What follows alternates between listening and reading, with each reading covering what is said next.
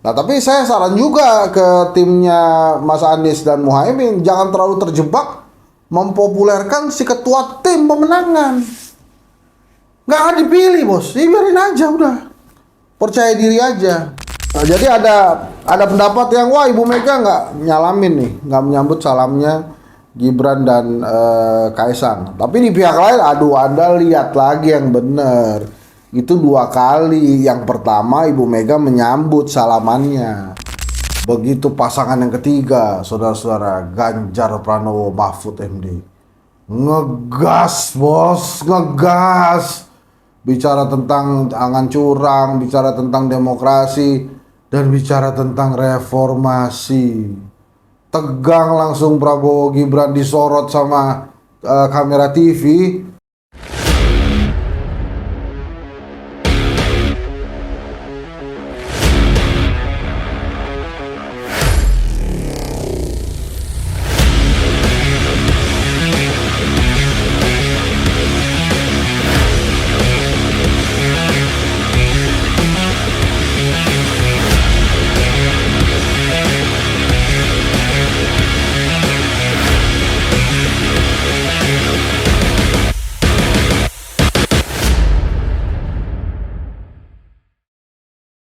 Assalamualaikum warahmatullahi wabarakatuh. Terima kasih nih teman-teman. Sekarang kita mau rekap mingguan.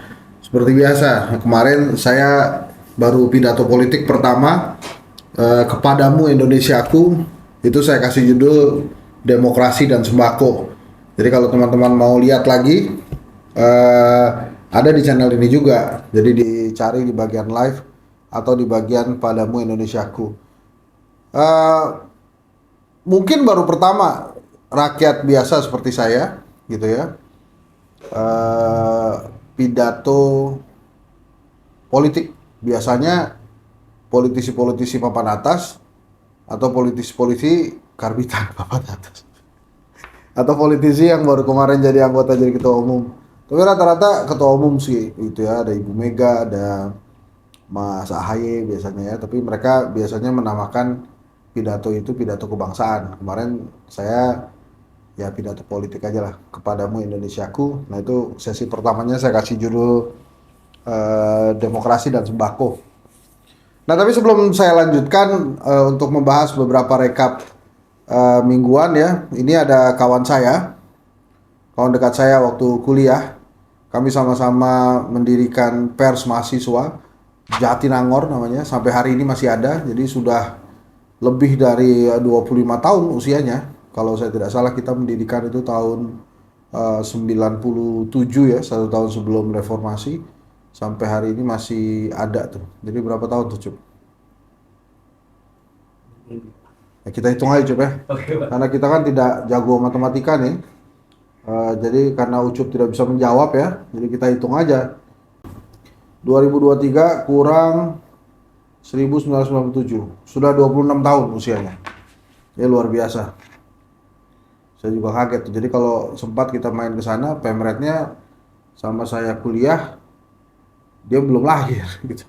Anyway, jadi ini dari kawan saya, Dede Aribowo. Sebelah mana nih, Cuk? Fotonya ini ya gitu ya. Si Dede ini. Reformasi 1998. Saya adalah reformasi. Kami berbaris panjang.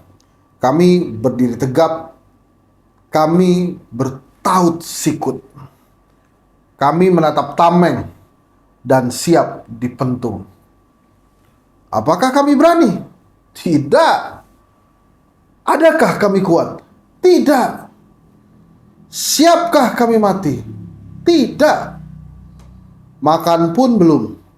Kuliah pun bolos. Bercinta tiada diangan. Hanya satu yang kami yakin, Orde Baru telah melenceng. Harga tak lagi terjangkau. Sanak kerabat ikut berkuasa, rakyat lapar ada di depan mata. Hanya satu yang kami yakin, reformasi sekarang. Reformasi sekarang. Reformasi selamanya. Anda bisa menikmati demokrasi 25 tahun sejak reformasi 1998. Anda bisa euforia, gembira, dan bebas bicara 25 tahun sejak reformasi 1998. Anda bisa ikut memilih dan menentukan pemimpin 25 tahun sejak reformasi 1998. Tapi ingat, sekali reformasi dihianati, reformasi dikorupsi, reformasi dikebiri, gelombang aksi pasti turun. Tidak peduli siapa berkuasa, karena 32 tahun menjadi presiden pun Soeharto harus mundur. Dede Aribo. Ini luar biasa nih. Ini memang teman-teman, saya dan Dede itu termasuk angkatan 95. Jadi kami merasakan kalau kami makan siang itu pasca kuliah atau sarapan atau makan malam itu sempat ada harga 1.500 sampai 2.000 rupiah, kami kenyang. Jadi kita makan tuh di warteg ya, di sekitaran Jatinangor tuh. Kami Vkom Unpad. Ya 1.500 2.000 rupiah kenyang tuh dari tahun 95, 96, 97. Begitu 98, Masya Allah, makanan tiada lagi yang seharga 10.000. Semuanya menjulang tinggi, minimal 15.000. Jadi kami waktu itu mahasiswa memang merasakan betapa tidak enaknya, dan memang akhirnya kami bersama-sama turun dalam satu gerakan reformasi. Jadi itu Mas Dede, Kang Dede, terima kasih banyak. Nanti kalau teman-teman yang lain mau mengirimkan puisi dan minta dibacakan, silakan tulis di komen, boleh. Nah, nanti kita lanjutkan. Jadi minggu ini tuh banyak sekali kejadian-kejadian yang dimulai dengan pidatonya Ibu Mega ya. Pidatonya Ibu Mega mungkin sebelum Senin ya, kalau nggak salah Jumat atau Sabtu lah. Saya lupa ya, nanti dicek ya gitu. Tapi melalui pidato itu kita bisa melihat bahwa genderang pertempuran sudah dimulai oleh PDI Perjuangan. Jadi artinya Ibu Mega kembali mengingatkan tentang bagaimana hukum harusnya dilakukan untuk kemaslahatan umat. Nah, kemudian di hari Senin ditetapkan, coba kita lihat ya tanggalnya. Jadi ada Ibu Mega berpidato, kemudian setelah itu ada penetapan calon presiden. Ya betul, itu hari Senin ya. Penetapan calon presiden, 3 pasang calon. Ada Anies Baswedan Muhaimin Iskandar yang daftar pertama, kemudian ada Ganjar Pranowo Mahfud MD daftar kedua, kemudian yang ketiga mendaftar adalah Prabowo Subianto Gibran Rakabuming Raka bin Jokowi. Jadi itu daftar-daftar calon yang ditetapkan oleh KPU. Ya sekarang tuh ada berseliweran berbagai isu tentang sekolahnya Gibran dan lain-lain. Yaitu biarkan nanti KPU yang mengurus, yang saya juga nggak tahu itu kebenarannya. Jadi nggak berani ngebahas juga. Tapi dengan adanya 3 pasang calon itu kita lega nih. Berarti 2024 pemilu Pilpres jalan terus. Gitu. Nah, keesokan harinya ada pengumuman Timnas Amin. Ini agak telat ya. Jadi dia daftar pertama, pengumuman Timnasnya belakangan. Udah gitu Timnasnya memang diisi oleh orang-orang yang mengejutkan. Ini bukan cerita tentang saya, tapi memang beberapa media bertanya gitu, kenapa Henry Satrio tidak masuk Timnas Amin? Saya bilang, oh, ya saya lebih memilih mengawal Indonesia dibandingkan mengawal salah satu capres. Demikian saya jawab ke media itu. Tapi memang cerita-cerita tentang Timnas itu tidak terlalu menggelora di media-media nasional. Tertutup dengan berita sore harinya, pengambilan nomor. Sehingga nggak banyak juga media membahas misalnya ketua tim pemenangan Anies Muhaimin. Ini memang tidak banyak yang kenal nih. Dan banyak juga yang mengkritisi, aduh ini mohon maaf ya, mohon maaf sekali. Kok gitu ya? Eh, kok gitu sih? Jadi ada banyak pertanyaan juga. Nggak dikenal gitu ya. Ya saya sih jawab bersuara juga ya, gimana mau dikenal kan? Dia pilot gitu di atas, kita nggak bisa lihat. Terus kalaupun kita lihat nggak bisa kelihatan juga, wing gitu kan, F-16. Jadi wajar kalau dia nggak ketahuan gitu ya. Tapi walaupun turunan-turunan itu, tapi kan mereka tetap warga negara Indonesia, nasionalis, jati. Jadi menurut saya sih nggak ada masalah. Masalah tidak dikenal atau tidak, nah itu urusan lain. Nah tapi saya saran juga ke timnya Mas Anies dan Muhaimin, jangan terlalu terjebak mempopulerkan si ketua tim pemenangan. Nggak akan dipilih bos, ya biarin aja udah. Percaya diri aja. Ini tim compact, 13 orang plus sekjen dan bendahara kalau saya nggak salah ya. Jadi ya totalnya nggak banyak gitu dibandingkan tim pemenangannya Prabowo dan Ganjar yang sudah lebih dulu diutarakan. Memang ada nama Sudirman Said dan Thomas Lembong ya, Thomas kasih Lembong ya. Itu kan gengnya Mas Anies di kabinetnya Pak Jokowi. Nama-nama lain ada nama Jumur Hidayat yang sangat dekat atau pemimpin buruh ya. Terus kemudian ada nama Gus Mahasin, kakaknya Gus Baha. Ada nama Yusuf Martak. Kemudian ada bendaharanya nih, Gede Ade ya. Itu Persija tuh. Sekjennya Mbak Novita. Ya masukan-masukan kritis itu masuk juga ya. Tadi seperti saya katakan tetap WNI dong, walaupun dilihat dari darahnya memang ada keturunan, tapi menurut saya sih nggak masalah itu. Tapi mesti jadi masukan itu untuk tim Anies ya, secara terbuka bisa jelaskan. Nah, tapi kontroversi di pagi itu atau di pagi hari kan itu jam 10.30 kalau saya tidak salah. Itu terbalaskan. Jadi pada saat Anies mengambil nomor antrian, dia ambil nomor 8. Langsung pendukungnya bilang, alhamdulillahirobbilalamin, ini presiden ke-8 gitu kan. Senang tuh pendukung-pendukungnya Mas Anies dan Muhaimin. Begitu dikocok, Muhaimin dapat nomor 1. Dia yang senang, PKB kan nomor 1. Jadi kontroversinya pagi hari itu dibalas dengan sebuah hal yang menggembirakan untuk Anies Baswedan, Muhaimin Iskandar dan pendukungnya. Apalagi pada saat pengambilan nomor itu, Pak Prabowo membantu promosi Timnas Amin. Jadi Prabowo baca doa, pendukungnya Anies Muhaimin, amin, baca doa lagi, amin. Wah, seneng banget deh. Jadi yang malam itu kontroversinya. Terus kemudian malam harinya diundur 30 menit tuh karena hujan. Ini membuat mereka atau tim Anies Baswedan dan Muhaimin Iskandar ini menjadi semangat lagi. Nah terus ternyata ada cerita lain tentang salaman dan berlutut. Nah ini kontroversi di media sosial.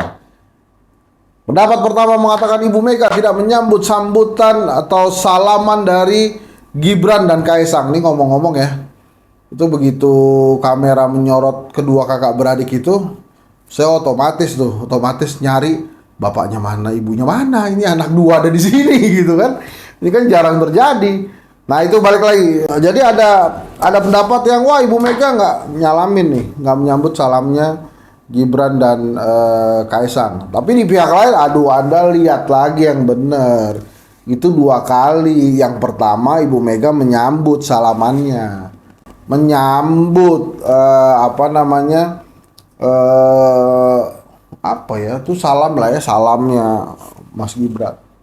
Jadi sebetulnya nggak masalah, tapi itu kan digoreng-goreng untuk saudara-saudara sekalian.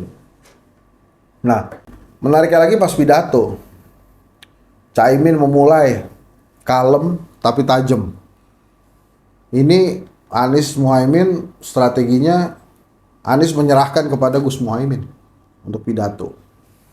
Pidato dia tentang jangan curang, tentang total football, tentang permainan sepak bola. Kalau curang di foto aja. Tapi repotnya Caimin bilang, kalau ada pelanggaran di foto dilaporkan ke FIFA. Mudah-mudahan ya nih teman-teman ya, saya luruskan, itu maksudnya Caimin FIFA sama dengan Bawaslu. Jadi jangan dilaporin ke FIFA beneran, nanti FIFA-nya bingung nih apa-apaan sih orang Indonesia nih begini-beginian. Ya jadi kalau ada kecurangan di foto, laporin ke Bawaslu. Giliran kedua, jadi kan tadi tuh ngambil dapat nomor 1 pidato pertama. Pasangan yang kedua juga seneng nih, begitu diambil dapat nomor 2, Gerindra nomor 2. Seneng nih Pak Prabowo dan Mas Gibran ya. Yang pidato Pak Prabowo, gayanya masih sama. Yang baik saya katakan baik, atau mantap tuh Pak Prabowo. Nah, tapi begitu Prabowo bicara tentang demokrasi, kita tidak ingin curang, coba nanti dilihat lagi ya. Itu Mas Gibran langsung agak tegang itu. Kayak, wah kok Prabowo nyebut-nyebut curang nih. Waduh, ini pasti nanti contohnya ke saya lagi nih. Tapi Pak Prabowo juga menghangatkan suasana, bukan tentang curangnya. Dia sindir Caimin, wahai Caimin. Kalau sudah punya teman baru, teman lama dilupakan jangan, gitu ya. Hebat tuh Pak Prabowo. Wah, grrr, ketawa lagi. Setelah selesai pidato, Anies Muhaimin menghampiri Pak Prabowo, salaman. Begitu pasangan yang ketiga, saudara-saudara, Ganjar Pranowo Mahfud MD. Ngegas bos, ngegas. Bicara tentang jangan curang, bicara tentang demokrasi, dan bicara tentang reformasi. Tegang langsung Prabowo Gibran disorot sama kamera TV. Wow, tegang. Luar biasa. Itu sempat lama tuh kita tegangnya. Pak Prabowo, Mas Ganjar bicaranya lugas, dang.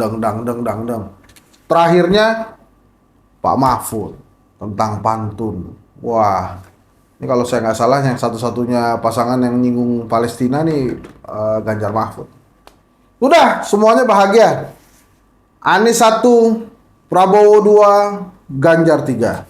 Secara kebetulan PKB, Gerindra, PDI Perjuangan. Jadi pas tuh. Nanti kita lihat aja apa namanya setelah ambil nomor ini, apa saja yang dilakukan dan apa saja move yang akan terjadi. Tapi mereka harusnya mempersiapkan kampanye yang akan dimulai 28 November 2023 nanti. Jadi pasangan sudah lengkap, kita punya 3 capres-cawapres. Nomor 1 Anies Baswedan Muhaimin Iskandar, nomor 2 Prabowo Subianto Gibran Rakabuming Raka. Yang ketiga adalah Ganjar Pranowo Mahfud MD. Ketua tim pemenangan Mas Anies diketuai oleh Pak Sauki Ali Idrus ya, kalau nggak salah namanya ya. Kemudian yang kedua Pak Prabowo diketuai oleh Pak Roslani. Yang ketiga Pak Ganjar dipimpin tim pemenangannya oleh Arsyad Rashid. Jadi pengusaha Mas Anies Terry terbangin pesawat, keren juga sih, membanggakan. Pilot F-16 itu yang dibangga-banggakan oleh Mas Anies. Lagi-lagi dalam kesempatan ini saya ingetin tuh tim Anies jangan terlalu sibuk memperkenalkan ketua timnya. Nah sekarang apa lagi nih? Kalau menurut saya pekerjaan rumahnya memang gini. Sama di lembaga survei Kedai Kopi juga trennya Pak Prabowo naik, trennya Pak Ganjar turun, trennya Mas Anies naik. Nah, ini kalau mau lolos ke putaran kedua, minimal harus kejar 35%. Kalau nggak 35%, wah ini repot nih. Misalnya nih, Ganjar turun terus, Anies ya naik, cuma nggak bisa ngejar Prabowo, kan bisa 1 putaran juga. Tapi apakah mungkin 1 putaran ya nanti kita lihat lah. Karena kadang-kadang masyarakat itu juga susah ditebak ya keinginannya. Terutama umat gitu, dia sulit sekali diperhitungkan akan memilih siapa dari ketiga pasangan calon presiden ini. Lagi-lagi saya ucapkan selamat selamat berjuang pada 3 pasangan calon gitu ya. Silakan kalau mau main-main ke kedai kopi kita ngobrol-ngobrol. Masuk ya, coba ya, masuk ya. Jadi boleh-boleh aja dan ya kita lihat nanti perkembangannya. Jadi terima kasih teman-teman. Nah, ini saya mulai terbiasa nih, jangan lupa like, komen, dan subscribe. Terus ceritain juga ada channelnya Henry Satrio. Jadi nggak hanya main di TikTok, nggak hanya main di Twitter dan Instagram, tapi juga ada di YouTube. Ya nggak? Terima kasih sekali lagi. Kita jumpa minggu depan. Ya, kita lihat program-programnya. Terima kasih juga buat teman-teman yang tadi sempat menonton live pidato politik Henry Satrio kepadamu Indonesiaku yang judulnya Demokrasi dan Sembako. Jadi kalau penasaran isinya apa ya silakan cari. Masih ada ya di section live atau di sectionnya padamu Indonesiaku nanti. Terima kasih. Saya Henry Satrio. Ini Pak Ucup. Assalamualaikum warahmatullahi wabarakatuh.